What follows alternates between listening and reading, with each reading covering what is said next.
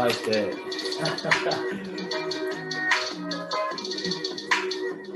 Woo! What's good, everybody? Welcome to the Pull-Up Show. My name is BJ Matthews, a.k.a. B Jizzle. Before we get started, follow us on the YouTube page, The Pull-Up Basketball Podcast. Like, share, subscribe all of our YouTube videos. Hit that like button as y'all enter in. Subscribe, share to the Pull-Up Basketball Podcast as well. As well, if I go to our Cash App, you can go to $BJ Matthews. Again, $BJ Matthews for our Cash App. Also, our super stickers and super comments are available into the chat box. If you guys have a comment y'all want to drop, you guys can go to our super stickers and super comments. We can give y'all, a shout out if we do not see your comment in the chat box. Also, another thing, if you guys hear any static on my mic, please let me know in the comment section. I'll make sure to switch over to my phone because we want to make sure we have a quality interview.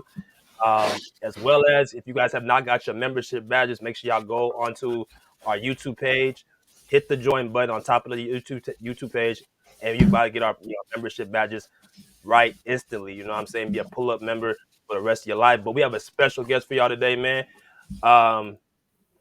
This is an LA Clipper, episode.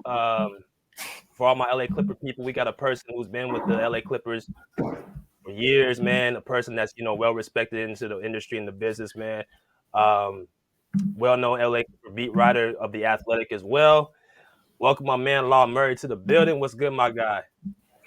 Thank you for having me, man. It's crazy. 2023, man. We already got past the first half of the year. We are in the second half of the year.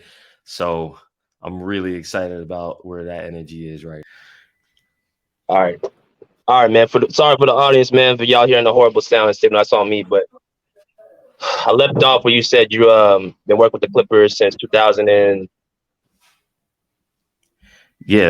first time I covered the Clippers was 2014, but that was on a freelance basis. So I've been as a beat writer. I've been at the Athletic since 2021, January 2021, and it's just been a long road because I stopped covering the Clippers like as my main thing NBA wise when I got to ESPN. But when you're at ESPN as an editor, you're working with everybody.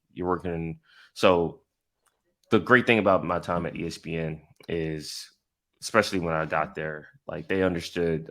I knew I knew the league. I knew the Clippers, especially because I had been covering them for a few years to that point, and they utilized me to help support the writers, but also bring something to the coverage. And so taking that experience as an editor, taking the experience that I had when I was coming up, covering the Clippers, covering the Drew League, covering basketball scene in general, it's kind of made me who I am right now as someone who's been covering the team as a exclusive beat writer, if you will, since 2021.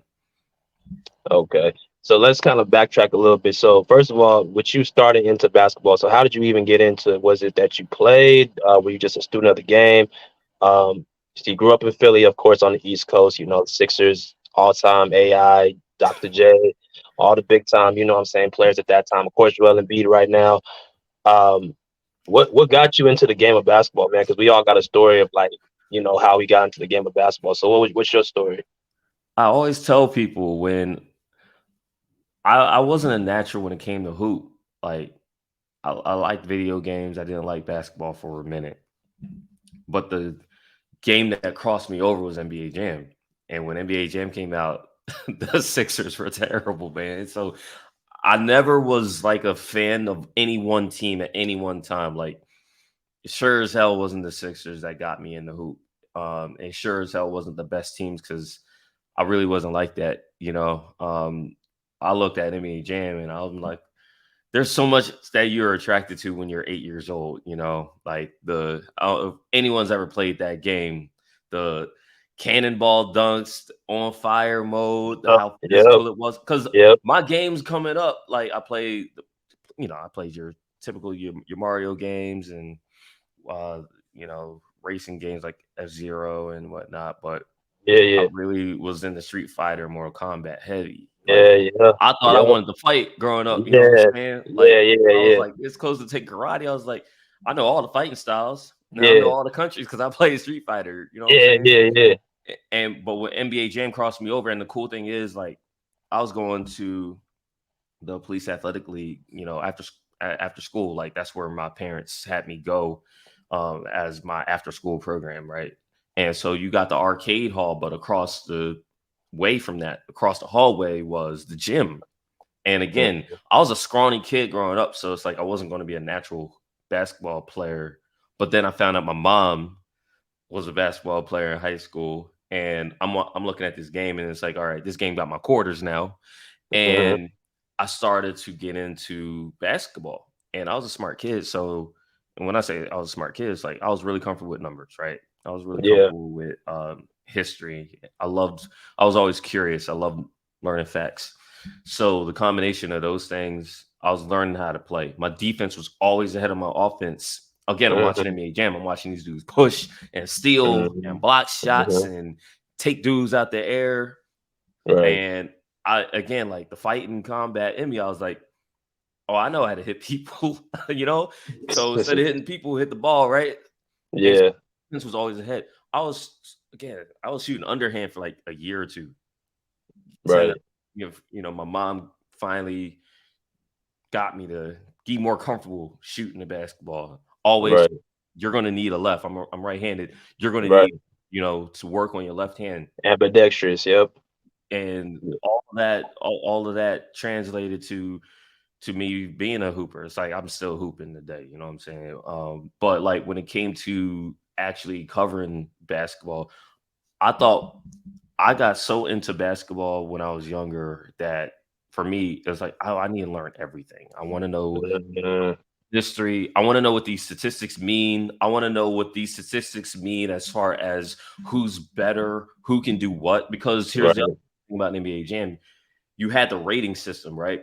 And the original NBA Jam, it was really basic. But then tournament edition, they had 8 ratings. I always remembered this. It was speed, threes, dunks, passes, power, steals, blocks, and clutch. And the only thing that was really subjective was the clutch. It was like, but that's what makes it a video game, right? Like we still, what do we do now? 2K, like we will debate like who has the ratings or why their ratings aren't as good. And then you find to learn. See, the cool thing about being a journalist growing up, you meet your heroes growing up. So it's like I talked to the makers of the game NBA Jam, and it's like y'all cheating for some of these dudes. Got the bars all the way up to 100 and all that. Yeah. Like they would tell you, like they always used to make the Bulls not as good as they were. Like for me, I thought I wanted to be a statistician growing up. I was in middle school. I had the big sporting news guide, the Register. It had the dude's headshot on it, where he was born, where he went to school, college stats, where he was drafted, all the transactions. I used to get that thing I was crushed. Right. That's how old I am, I guess. I was crushed when they took that thing out of circulation. I'm like, damn, man, that's how buzz. And, you know, I always knew I wanted to be involved in some level of analysis, some level of context when it came to the game. Like I applied that to how I was coming up. When I played in high school, my coaches used to get on me. I'd run over to the scorers table after games, whether we won or lost. And at first, my coaches were tripping because they thought that I was like looking to see how many points I scored. I'm like, no, y'all got to understand. I want to see how everybody's doing. You know, and because again, back then it's not like you had max preps growing up. You didn't have you gotta go to the sheet to actually see all the numbers. Yeah, you gotta pray the scorers table is on point. You know what I'm saying? And so like once they understood that, they really respected where I was coming from. And they knew me anyway. Like they knew I wasn't tripping. Emotions are high after games. They knew I wasn't like looking to just say, oh, we lost, but I scored 20. Like that was one. For one, I was never going to be scoring that many points. My game ain't like that. My game has always been catch and shoot, and everything else. I'm creating my own opportunities. Like the coaches never really put the ball in my hands. And when I was growing up, like there wasn't pick and roll in high school to the level that we're seeing it now. There wasn't guys who were spacing the floor, stretching. Asking guys to play 5 out and stuff like that. You know, you had some of these high school coaches who act like the 3-point line didn't exist, you know. So, like I understood how to play all the positions I understood how to defend all the positions. Your understanding of man versus zone, your understanding of the value of communication. And the reason I bring that up talking to you is because when you're analyzing basketball, whether you're a fan, whether you're a journalist, you have to understand that this shit's hard. Like, it's not, the game is simple, but how it's played is not. How are you getting to the put the ball in the basket actions? How are you with 4 other dudes who don't have the ball defensively? How are you staying consistently on the same page as your teammates? Right. And no matter what level of hoop you on, if you're just starting out or if you're playing at the highest level in the NBA playoffs, it all comes down to you have to be in the right spots. You have to communicate. Your body's got to be right. Your mind's got to be right. And I think sometimes we lose track of that when we talk about the game. We lose track of that when you're putting teams together and we're commenting on these teams that are getting put together. We lose track of like just physically, like you have to do certain things. We play a lot of video games, but we lose track of the human aspect of how hard going from X to Y to Z is. So exactly.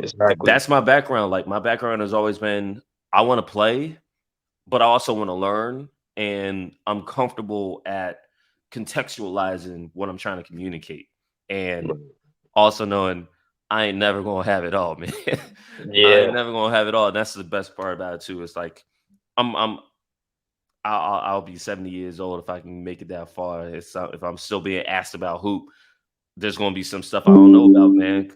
So that's my perspective on hoop. Man, all beautiful points that you made, brother. Hey, as y'all come in here, hit that like button. We got my man Law Murray, Clippers beat writer.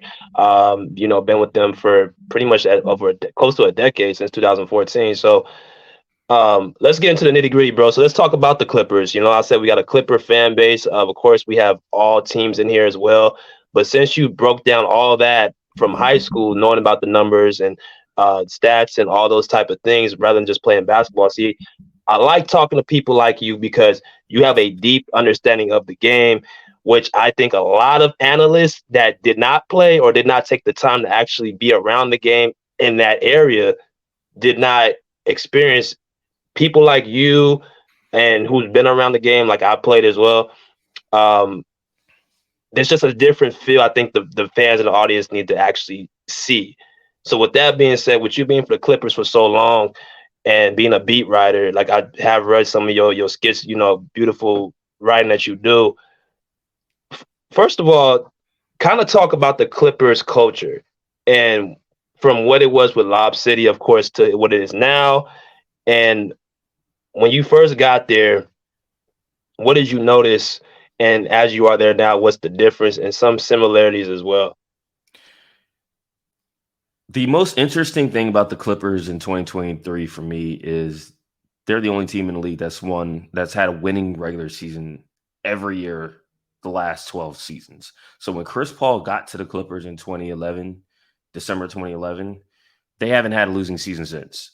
Now they've missed the playoffs 2 times, and obviously they've only gotten to the conference finals once in that time, but the Clippers franchise, starting with Chris Paul, bridging with Lou Williams, Montrezl Harrell, Patrick Beverley, and then with what they have with Kawhi Leonard and Paul George, they've really set a high standard for some kind of winning, some kind of goal setting. They've obviously, it's not like they've disappointed. I think there's always been that. I think that's the common thread between Lob City and the era now. With the only difference is the era now is still ongoing. They still have a chance until they break it up or until it ends. They still have a shot, but now it's a shot under the era of we've fallen short before.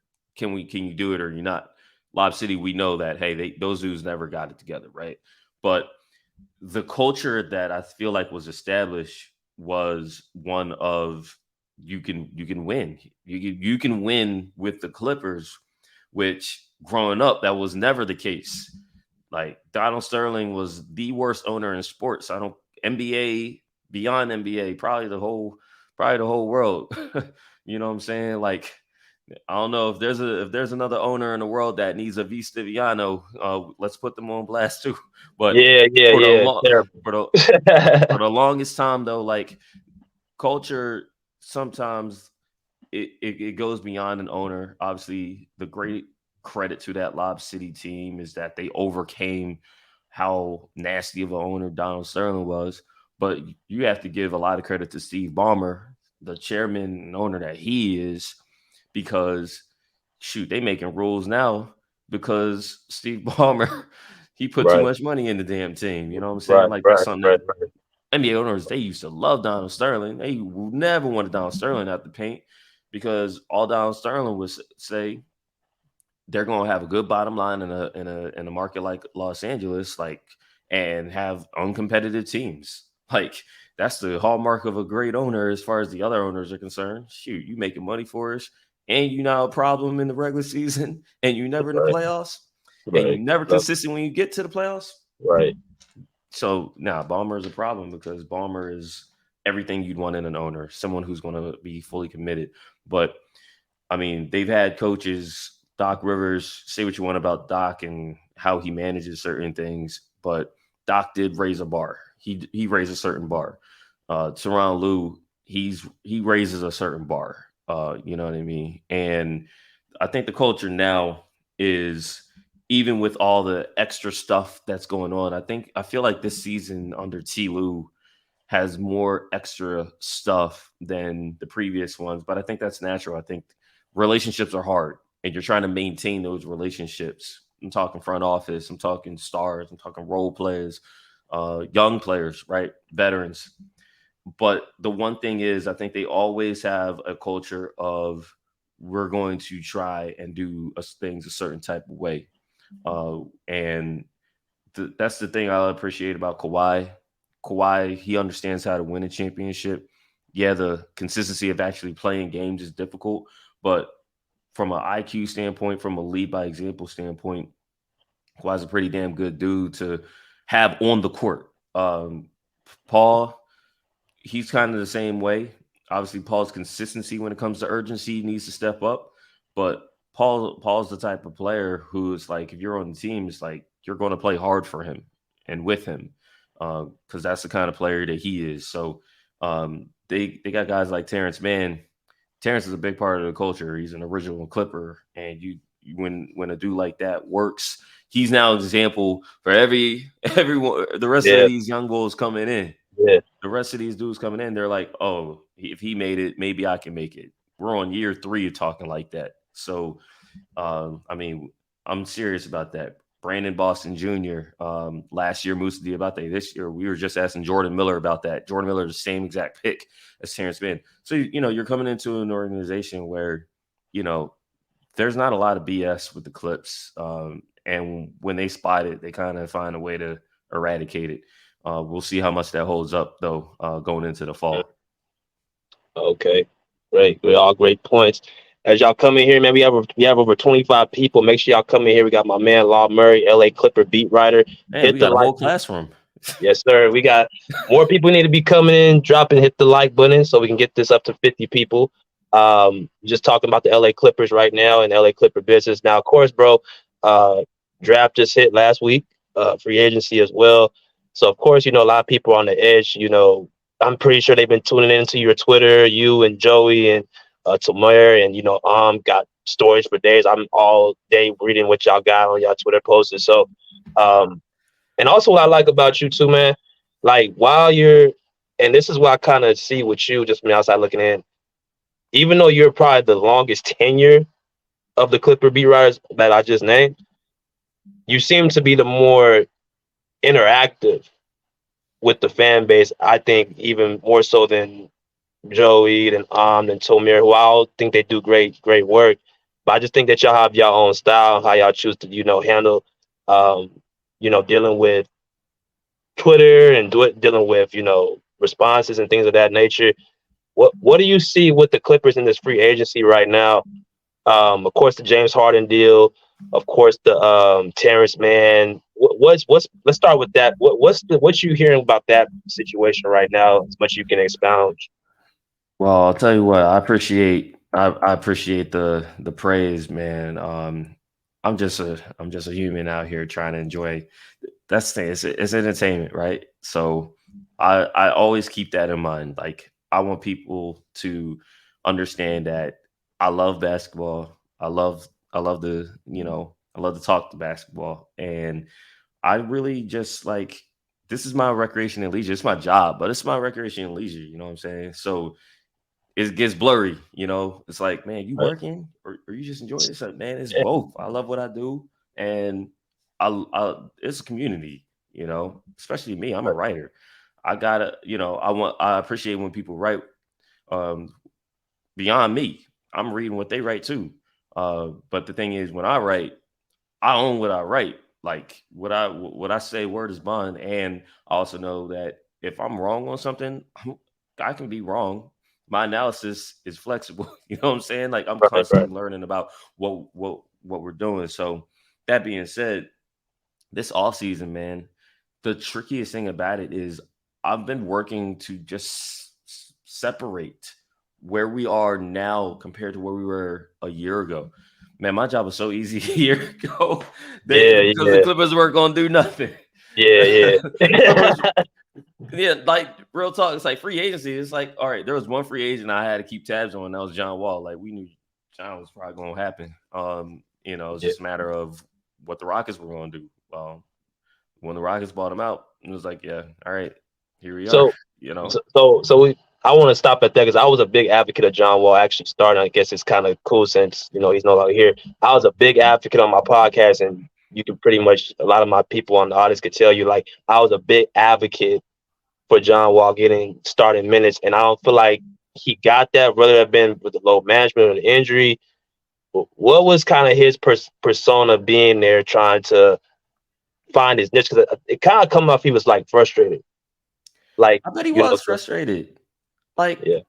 I bet he was frustrated. The most frustrating thing for a player like John is he missed so much basketball.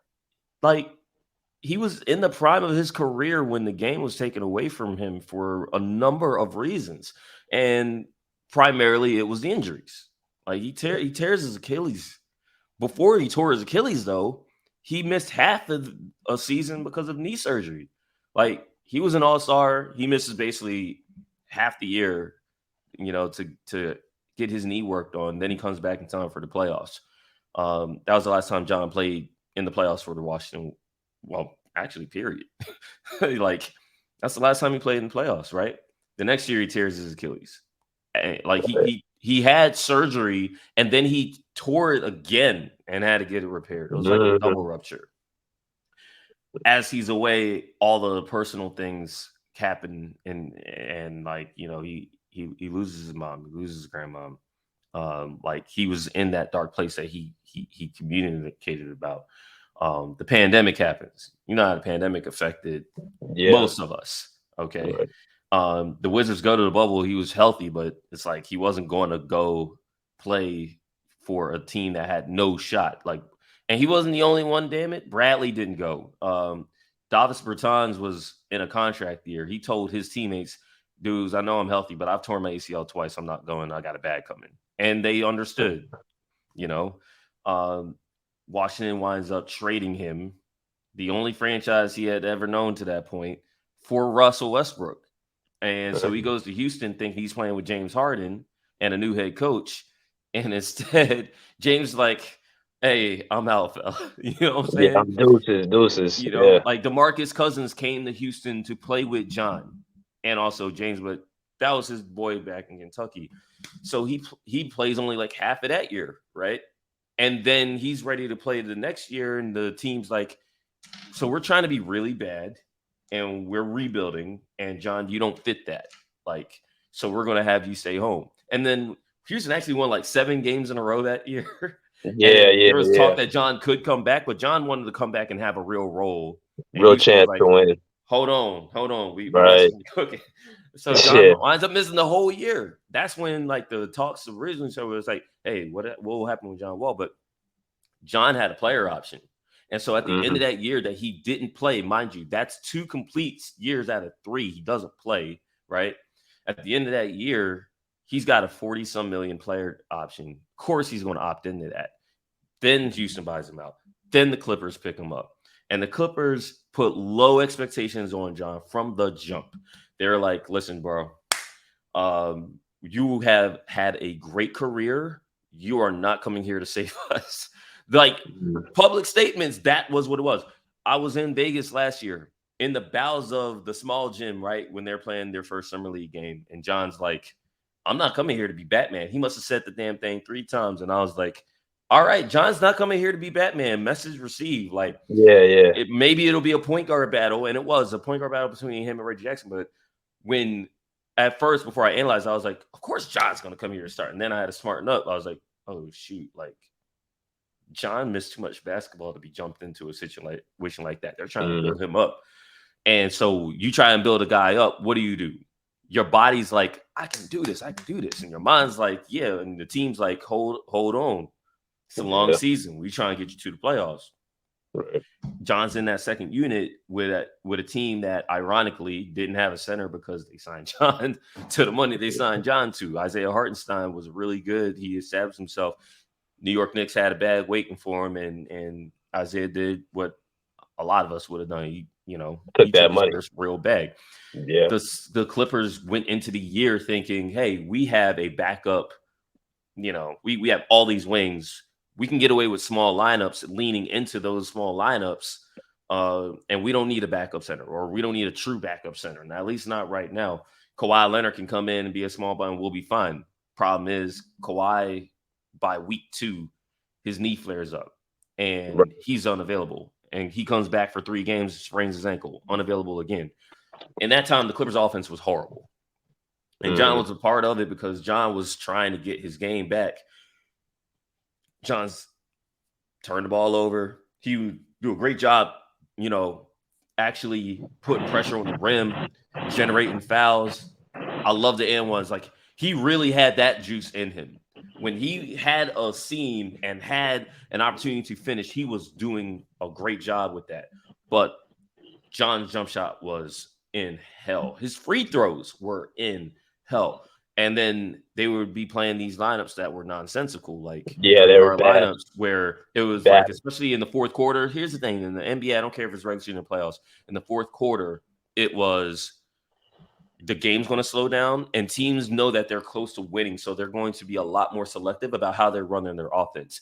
And you're playing mismatch basketball in the NBA. You look at John, Norm, Luke Kennard playing together, and teams were like, we're going to basically roasting. They were just roasting, just eating them every time.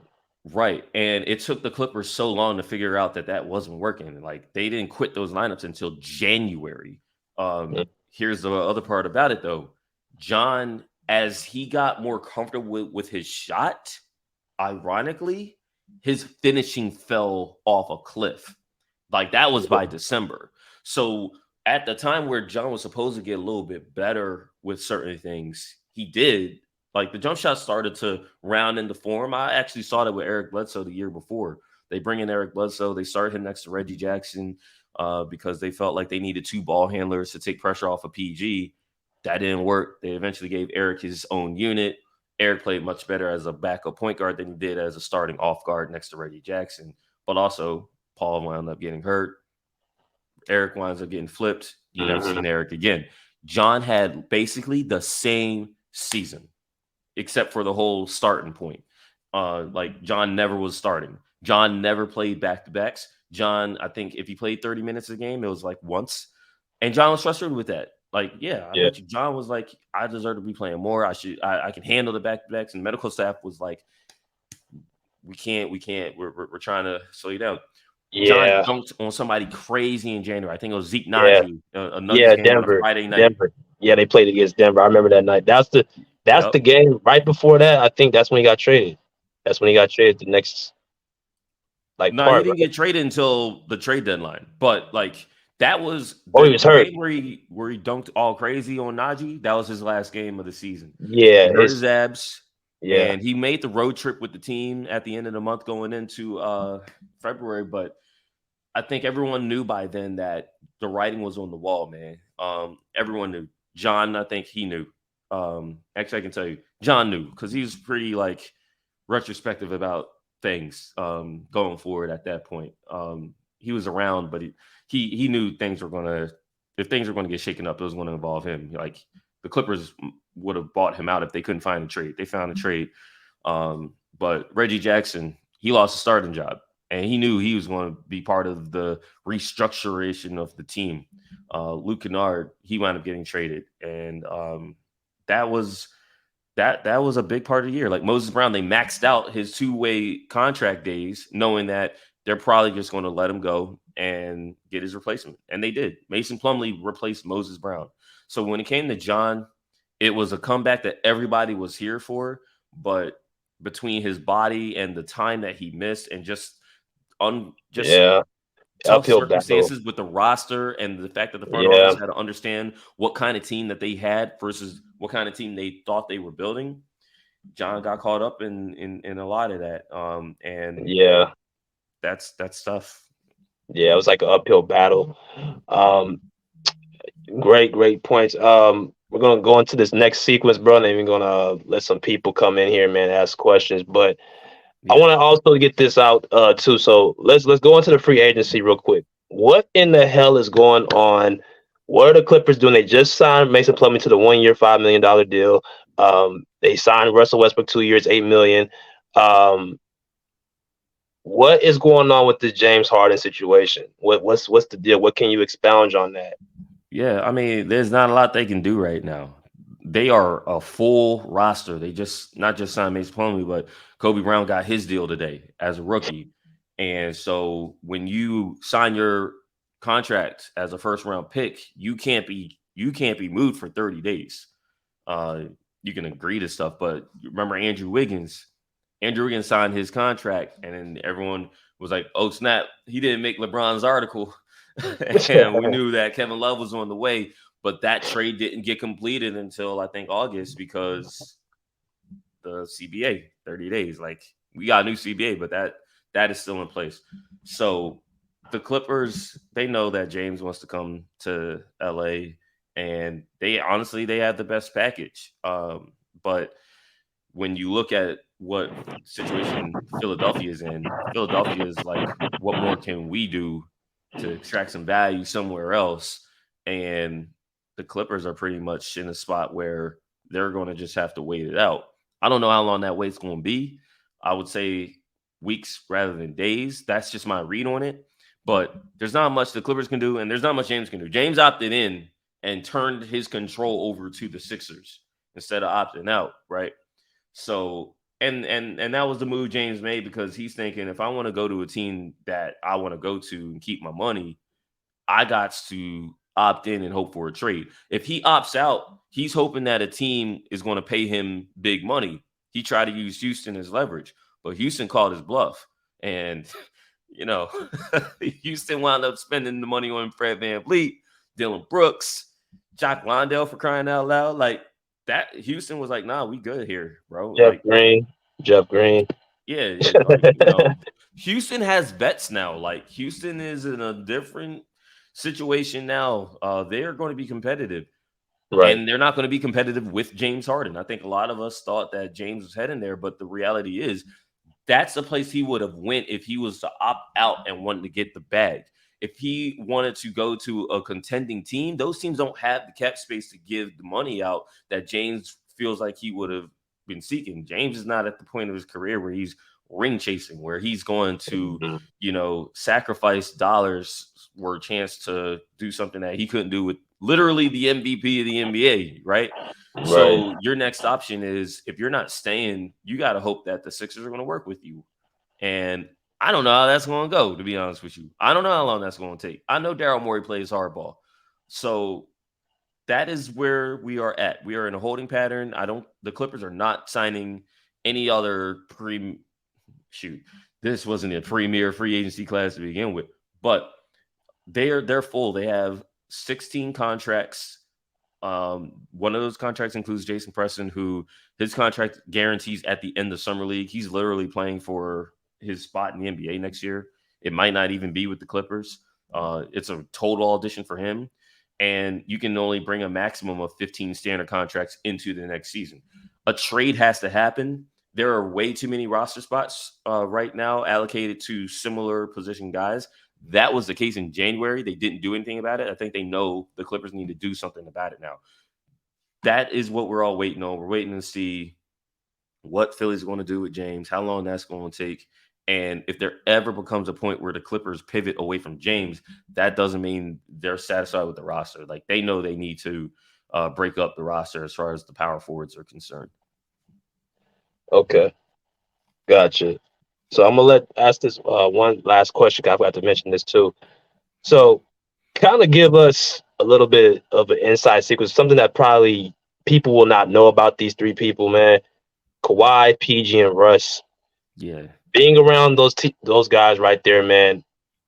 What is something about each of them that is interesting aspect, interesting fact, or something that somebody might not know about those three that gets hidden from the media? The thing with Kawhi, I'll start with him. Kawhi gives great answers, man, as far as I'm concerned. Kawhi gets this rep of being boring or not wanting to talk or being a mute or a robot, all that stuff. First of all, dude's like, he's in on all the jokes. So like, if you actually listen to what he says and how he Yeah, answers certain questions, like, he's funny, man. Like, I'll never everybody forget. says that. All my people that knows him, like they say the same thing. He's super funny, Yeah, super.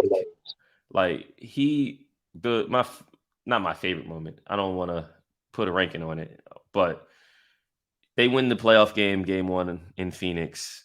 Kawhi has a triumphant return to the playoffs, and he brings up the whole like win, lose, or draw quote that Russ was clowned for when he said it with the Lakers back in like December.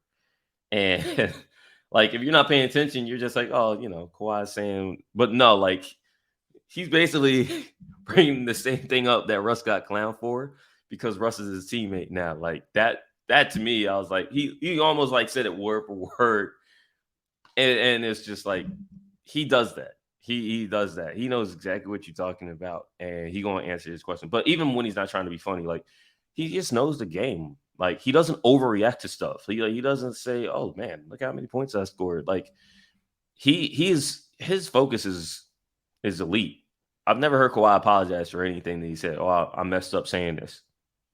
Like, he's never had to do that. He's very thoughtful about what he's saying, and I've never seen him get rattled. Like, the Clippers lost some ridiculous games last year, and at least publicly, like, Kawhi don't be throwing nobody under the bus or anything like that. He never gets too high, never gets too low.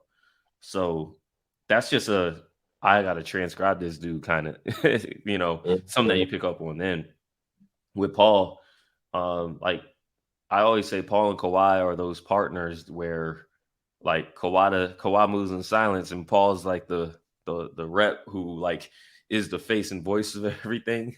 Like, Paul's another one where it's like, I feel like the time that he's had with the Clippers, he's grown to being that public face, that public voice.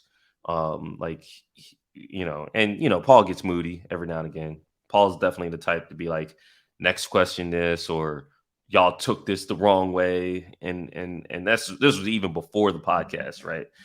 So, but that's the thing about Paul. It's like, you can tell Paul, like, what it is, and Paul's got a certain level of accountability to him. Sometimes he takes things too hard, Like, Paul will be like, "Hey guys, I'm the number 2," and it's like, Paul, nah, you can't say that, bro. You know what I mean? And I just feel like Paul's a pretty, like, he's just a good teammate, and I think that's the thing. Like, he just really he rides hard for his guys, and that's the thing that I've picked up on Paul over these last 3 years. Like, Paul's a pretty loyal dude, man. Like, he really is someone who he'll vouch for you whether you're on his team or you're not. Like, he has a real good feel for other people, and I appreciate that from Paul. And as far as Russ goes, I'm still getting to know Russ. Honestly, I think I should just leave it at that with Russ. Like, Russ literally just got to the team in February, and I'm glad that he's going to be continuing on. Just, I really just wish that Dudes was healthy in the playoffs so that they knew exactly, like, they're still going to be experimenting to a certain point. Like, Paul, Kawhi, and Russ only played 11 games together. Yeah. And that's tough, man. Like, they only played that many games together as a trio. And those first games, everyone will remember how it started. They were terrible in terms of the results, but they weren't terrible as far as the process. Like, they lost by 1 point in the second highest scoring game in NBA history. Yeah, exactly. That was the most bizarre game I've ever seen in my Right. life. In Right. my life. I wasn't alive when the Nuggets and the Pistons were scoring a bunch of 2-pointers in 1984, whatever it was. So I've Yeah. never been, I was in the building, I'm looking, I'm like, damn, these dudes went to overtime with 153 points. Like, that was Russell Westbrook's debut. Like, Yeah. it was funny because every time Russ had the ball in the perimeter, the entire arena is holding their breath. What's he going to do? He going to shoot it? You know Yeah. what I'm Yeah. saying? And Right. then you go on the road with Russ. And I've never seen so many fans get ejected. Like, Russ he really don't play like, but that dude's been in the NBA for 15 years. He's seen a lot. Like, he's heard a lot. But he's a solid dude. Like, that's it. That's really like what it comes down to. Like, I mean, basketball, these dudes are polarizing. Okay. We're going to always trip about Kawhi when he sits. We're going to trip about Paul when he has one of these games where it's the second quarter and dude hasn't taken a shot. We're going to trip when Russ does, he misses a layup or, he dribbles the ball off his foot. Right. But off the court, them dudes are solid dudes, man. Like, and that goes back to your first question about like what's the culture?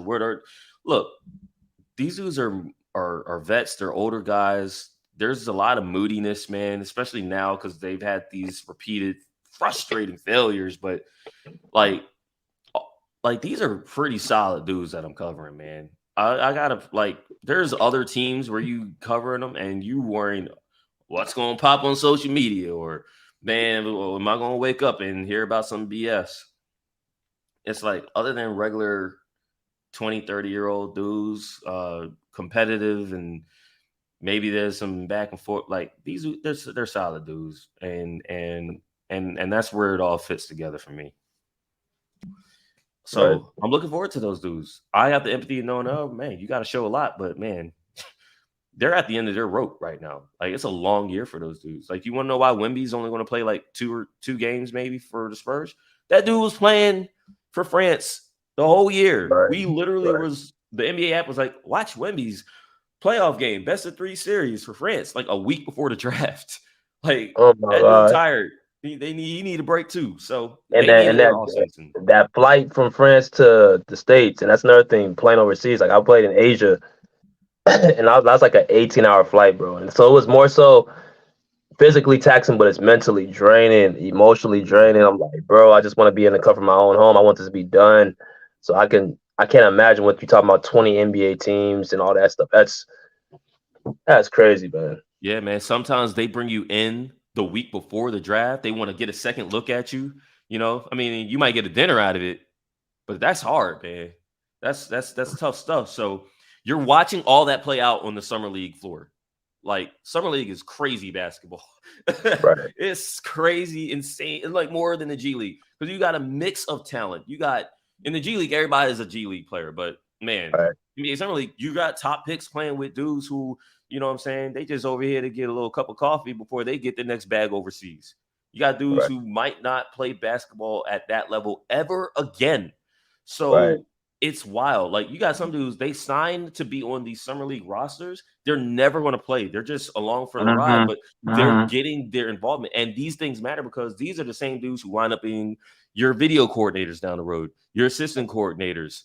They want, like, a team might say, man, we got a nice relationship with you. We're going to bring you back over and over again. Somewhere on the staff, they bring you back. Exactly. So I'm here to cover all that, man. Like, I'm looking forward to being there, taking in the scene. Everybody gonna want to show their face that first win and that drop off. Like, it's, I don't know how biblical some of y'all get, but you know what I'm saying? It'd be like Lot's wife. Don't look back, turn to the pillar of salt up in Vegas, man. Right. Hey man, this has been a gem. We've had 2 hours and 44 minutes, man. Bro, I could talk hopes with you all day. So what we're gonna do now, like I said, go ahead and follow my guy Law Murray New on his Twitter, on his Instagram handle as well. Go and drop that right now. Also, if you guys have any comments, go and continuously follow his news story on the Athletic as well. Has some great pieces, great interviews. This guy knows the game through and through. And also hit the like, share, and subscribe as y'all come here and enter. We'll definitely have him back as another guest in the future. But you want to give the audience us one last thing, bro, before we end the show? Yeah, like I said, man, someone asked me about beat writers, what we do. The Athletic, man, I'm happy where we work. So I appreciate them putting me on. But I got a lot of great teammates. So we want to make things we want to make this experience a great experience. Like we're passionate, we're embedded, and it's a community. So anything I say is like we having fun with this, man. It's hoops, it's entertainment, it's community, and let's enjoy it. But also take some damn time off. Don't ask me stuff all the time, man. I'm trying to get on the court, on the beach too, man. So if I ain't got answers every day between like July 18th and September 13th, y'all gotta just understand. Yeah, taking some downtime off. But all right, y'all. So that's gonna be the end of this live right here, man. We got some stuff to talk about with Law Murray in the back scene, but we'll see y'all next show. We're gonna have Ryan Hollins coming on Sunday. So make sure y'all do not want to miss that. My guy Ryan Hollins will be here on Sunday. But until next time, respect. We say pull up a seat, pull up a chair, pull up. Peace out of here like swim. Wow.